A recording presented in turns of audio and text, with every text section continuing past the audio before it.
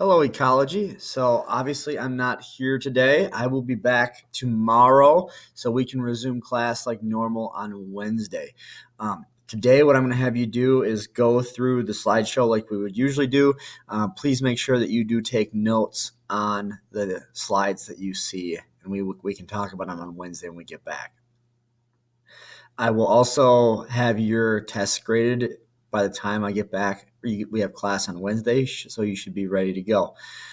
Today, we're looking all about growth and growth curves and how populations change over time. I'm going to move a little bit fast through this slideshow, so if you want to watch this video, that is just fine. If you'd rather just work through the slideshow on your own, that is fine too. Just make sure that because I'm going to moving fast, that you pause the video where on slides you need to take notes on.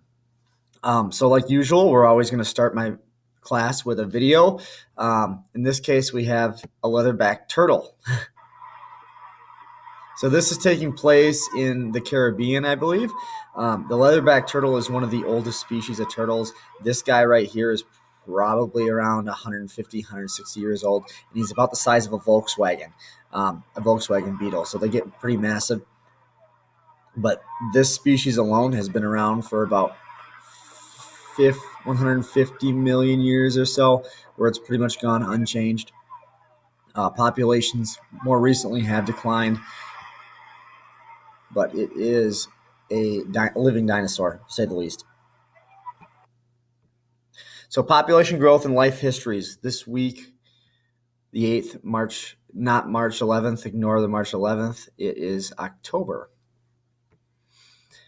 So the first thing we need to look at here is we need to look at geometric growth. So this is growth that occurs in populations where the parents never actually live at the same time that the offspring do. So places we see this occurs a lot in agriculture. We have a parent cornfield. They produce new corn seeds, and then the next year we plant those corn seeds. The parents have been dead for a year, and then the new population grows from that. It's pretty common in plants. It also can be found in animal populations as well. If we look down in this bottom right-hand corner here, we have a salmon with a chunk out of it. This salmon is an example of a geometric growth where the parents swim upriver, they spawn, and then right after they spawn, they die, and then the offspring are born or hatch down the road. So they never actually live at the exact same time that the parents do. Population growth can only be maintained as long as resources are available. So if a population grows too large and all of a sudden there's not enough resources to support it, individuals are going to die off and the population will slowly die back.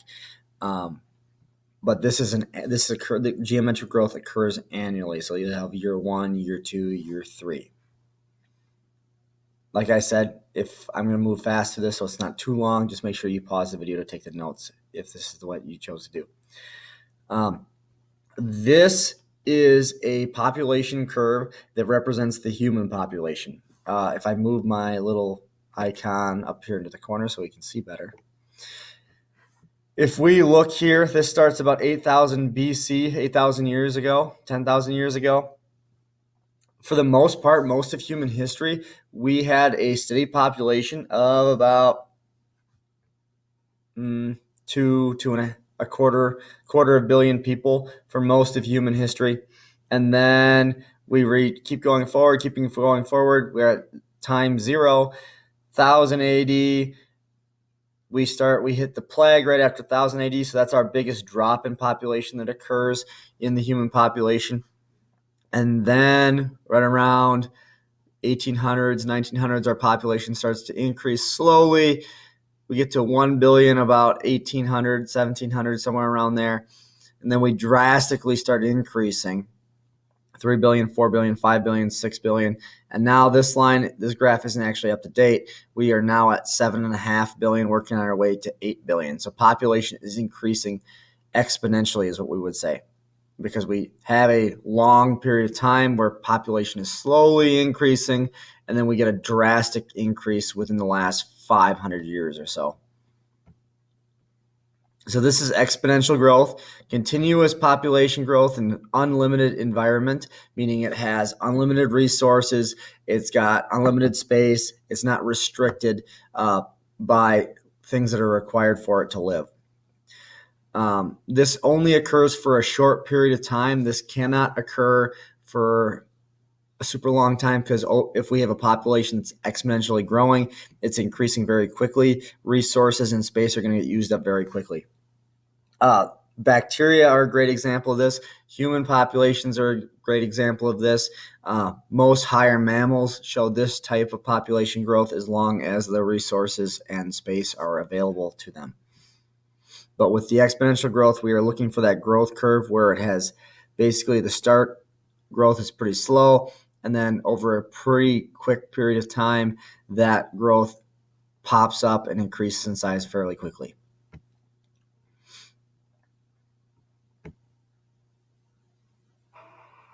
Never before in history have there been so many people on Earth as right now.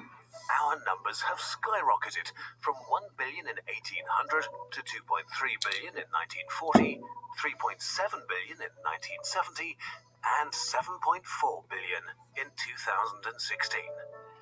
The world population increased fourfold in the last century, so what can we expect for the next century? And what does population growth mean for our future?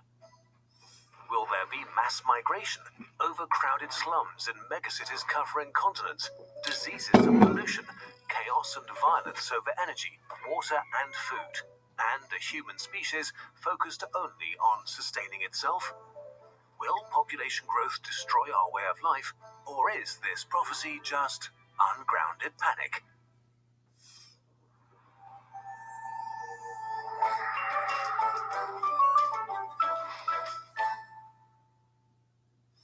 In the 1960s, population growth reached an unprecedented rate, which led to apocalyptic prophecies. The poor would procreate endlessly and overrun the developed world. The legend of overpopulation was born.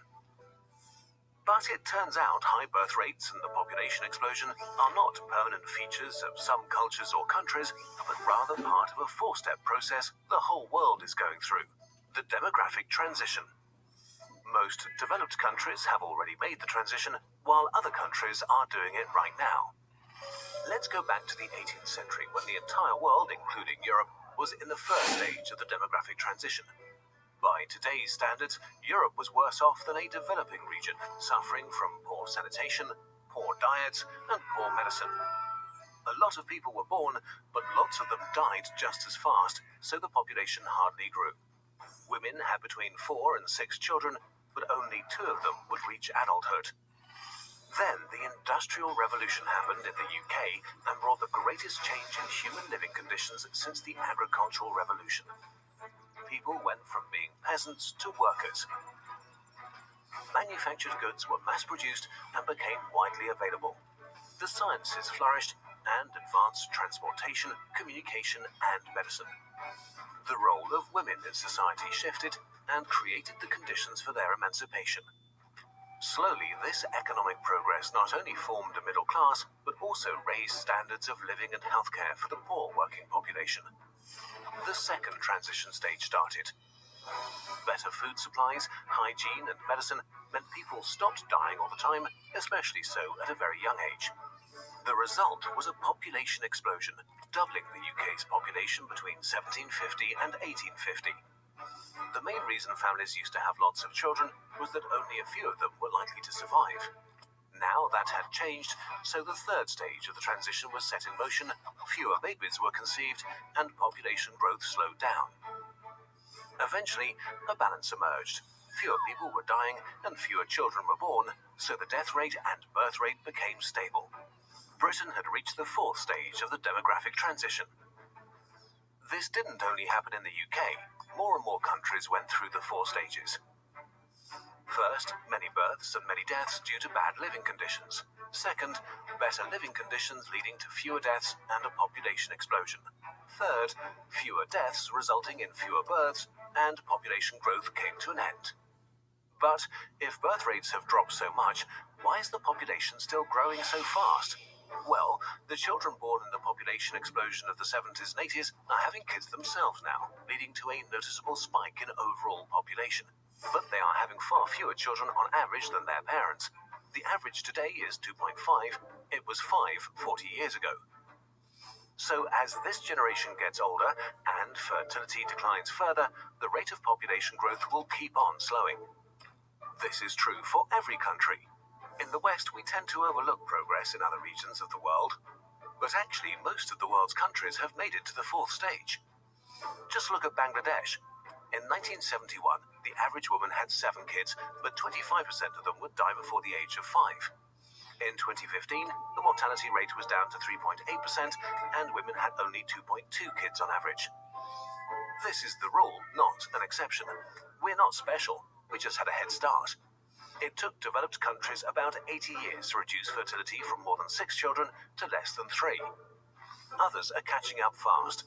Malaysia and South Africa did it in only 34 years. Bangladesh took just 20. Iran managed it in 10 years. All these countries that are catching up didn't have to start from scratch, and the more support they get, the faster they catch up. This is why programs that help lower child mortality or help poor nations develop are so important. No matter what your motivation is, whether you dream of a world where all people live in freedom and wealth, or you just want fewer refugees coming to your country, the simple truth is that it's beneficial to you personally if people on the other side of the globe can live a good life.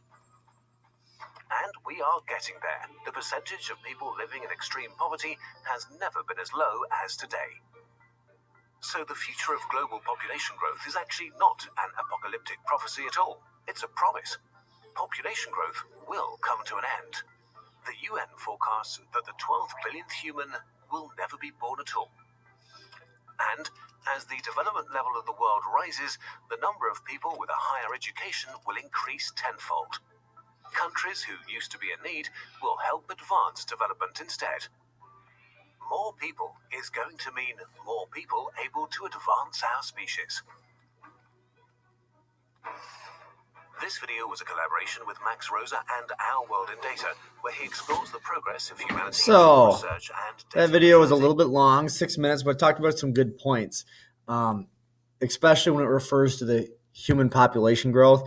Everyone always pictures the human population as being out of control, something we really need to worry about. And yeah, there are some things that are concerning about it.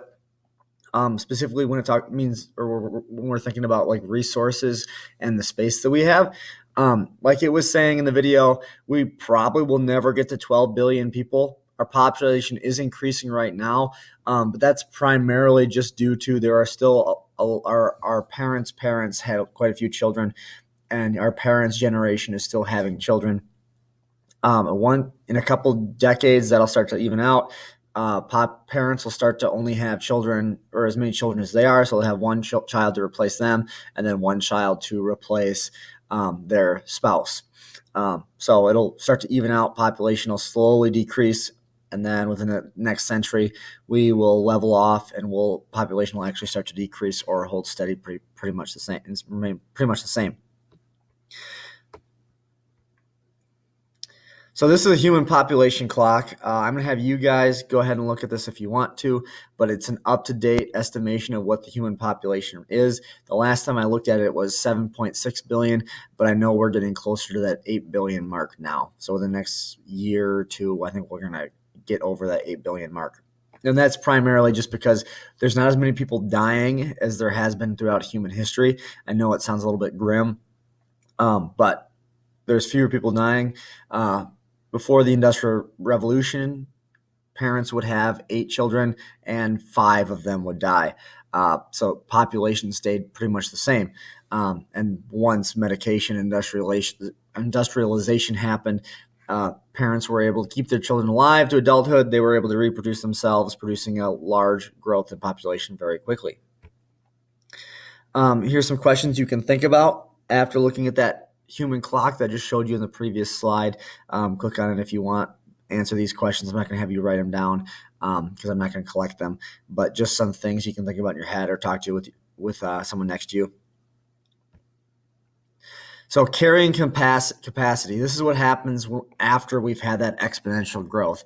So the largest population that an ecosystem can support without degrading. This is all based on resources, shelter, food, space, and it can change based on these three things, the availability of these three things.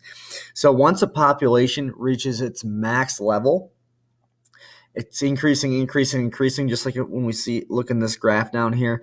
Population is increasing, and then all of a sudden it caps. It can't get any higher. We run out of resources. We run out of space. Individuals start to die off, and we start to bottom out. We eventually reach a point where there's now enough resources available for more population increase, and we start jump roping this line. This orange line here is what's representing our carrying capacity. Carrying capacity, a population go above it, it can drop beneath it, but that is the level where population is going to, on average, stay or maintain, all based on the amount of resources an ecosystem has, the amount of space the ecosystem has, and the amount of food that an ecosystem has available. If that increases for some reason, the carrying capacity can go up. If that decreases for some reason, population is going to drop and it's going to crash off. We're going to lose a lot of individuals fairly quickly. We just kind of watched a video about this. If you would like to watch it, you sure can. I am not going to play it just so I keep this video shorter. By all means, if you want to look at it, it's a good video. So how do you think carrying capacity affects humans? So from the first video we watched, you've now looked at the population clock as well, I hope. Our population is increasing exponentially, and we haven't stopped or capped yet. What do you think is going to happen if we keep going past our carrying capacity? So our carrying capacity, last time I looked, and this was a couple of years ago, our carrying capacity was about 5 billion is what the Earth should be able to hold for people. And right now we're sitting about 7.6, 7.8, which means we are over our carrying capacity. Now that carrying capacity can change. I mean, obviously with industrialization, we have a lot more agriculture now. We can feed ourselves. We're getting a lot better with space. Our cities are growing. Our carrying capacity can increase, but there is a point where we cannot hold, the Earth physically can't hold any more people than we have. And without technology, we could see a population crash. It could happen because of our society, because of our technology. That shouldn't happen. We do have the ability to reproduce. Agriculture is a lot higher. We're a lot more educated than we used to be. These aren't issues that we should have to deal with as long as we deal with our energy crisis first.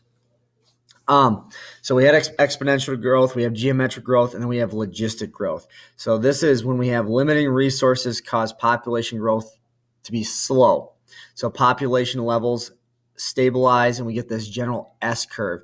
So within logistic growth, population remains the same, starts to increase slowly, not very quickly, but slowly, and then it levels out right by that carrying capacity. Seal pups are an example of this. Seal populations don't grow very quickly because, one, there's not a lot of resources in an area available. They live in the tundra. There's not a lot of food there. And then they also get preyed upon by Greenland sharks, which we talked about a week or 2 weeks ago, polar bears, Arctic foxes. So population grows slowly, increases slowly, reaches carrying capacity, and then it levels off and it stays right about that population. That doesn't mean it's going to stay at that population forever. It can change depending on resource availability. Limits to population growth. We got to think about how many predators are in an ecosystem. The more predators we have, the fewer amounts of prey we have. But there will always be more prey, or there should always be more prey in a population than predators. If there's more predators in a population than prey, you have a very unhealthy ecosystem. You're going to have a population crash fairly quickly. These ferrets, predators, keep the rabbit population under control. They keep the prey population under control. So if you get too much prey, there can be issues that come about because of that. If you have too much prey, you're going to have forests will be shrink down because there's not as much plant growth because the prey or the consumers are eating the plant growth. Some other things that can limit population are things like natural disasters, forest fires, hurricanes, earthquakes, all these things that destroy ecosystems fairly quickly. And this can all limit population growth. So the biggest thing that determines if a population is going to grow or decrease is all about the birth and death rate. If birth rate is high, death rate is low, population is going to go up. If we have high death rate, low birth rate, population is going to increase or decrease fairly quickly. Some density-dependent factors are biotic factors such as predator-prey relationships, predation, competition, density-dependent. Density-independent, these are things that the ecosystem can't control as much. They just kind of happen, or all are abiotic factors that can happen. Forest fires, flooding, tornadoes, hurricanes, stuff like that. Those are things that are independent that the ecosystem can't control. Dependent is something the ecosystem does control. So in that video about human population, you saw these four types of population curves that we see. Stage 1, this is where we have high birth rate, rapid fall, each upward age group due to high death rates, short life expectancy. So here, this is pre-industrial revolution. This is an early stage of any ecosystem. You have high birth rate, high death rate. Population decreases, and by the time you reach age 65, most individuals have died. As ecosystem gets healthier, we get high birth rate, death rate begins to fall, more individuals are living to older age. Then we keep going to stage 3, stationary. Now we're starting to slow down. There's not as many individuals being born. There's not as many people dying, and we start to level out. Population is going to stay the same. And the last stage, population growth actually slows down. We start to decrease birth rate. There's fewer younger individuals compared to older individuals, and death rate remains low. But our population begins to decrease a little bit. It stabilizes. Life history. So this is the second section of the day. There are a couple different types of life that can affect population growth. So there's R-selected species. And these are species that are generally poor parents. They don't spend a lot of energy raising their children. They produce as many offspring as they can in the hopes that a very small population of the original offspring will survive to adulthood. So if we look at this frog here, this frog made this pool. The pool is drying up, so it's doing a little bit of parenting, but it's not like adding a lot of energy to each individual tadpole. These tadpoles, a small percentage of the original population will die off, and only a few of them will reach adulthood. Same thing down here for squids, cephalopods. Squids are actually very smart individuals. They produce a lot of young. Parenting isn't very good, with the intent that a small percentage of the population will survive to adulthood and a few will die. This is what we refer to as a type 3 survivorship curve. Typically is bad parenting. A K-selected species, so this is something we usually see more in mammals and higher levels of organisms. Whales do this, where you have a parent that spends a lot of energy, a lot of time in producing one or two offspring, and those one or two offspring stay with the parent for quite a long time to make sure that they survive to adulthood. This is usually a type 1 or type 2 survivorship curve, and this is where we see good parents. And typically mammals fall into this K-selected species where they're type 1 or type 2 and we're good parents. So that's something to be excited about. Some things that we need to think about that could affect these populations and their growth, K-selected species versus R-selected species, is the climate change and timing. As climate change increases, our ecosystems are decreased, or our amount of space the ecosystems take up are decreasing. Those ecosystems are becoming less productive, meaning they're not producing as much food, there's not as much space, which can lead to reproduction loss. It also increases temperature, which leads to a decrease in testosterone. So the male drive to reproduce is going to be decreased. And this also overheating in the young. So the young offspring that can't necessarily regulate their body temperature as well are going to die off. And then that leads to dehydration and death. Penguins, greatly affected. Obviously, ecosystem is going to decrease. Cheetahs, an animal that has great bursts of speed in a moment's notice. If the ecosystem they live in is very hot, they're not going to be able to survive and regulate their temperature as well. And then this is the last slide. This is just a crash course video on population growth. If you need a little extra information, it's there for you. This is the end of the slideshow. So like I said, if you have any questions, send me an email. I probably will try to get back to you on Monday. But I will for sure see you on Wednesday. Make sure you get these notes added to your notebook, because obviously the way this class is set up, there's potential, not guaranteeing, but there's potential I'll let you use those notes on a future test. So I hope you guys have a good rest of the day. I hope this wasn't too long for you. I will see you on Wednesday. So peace out.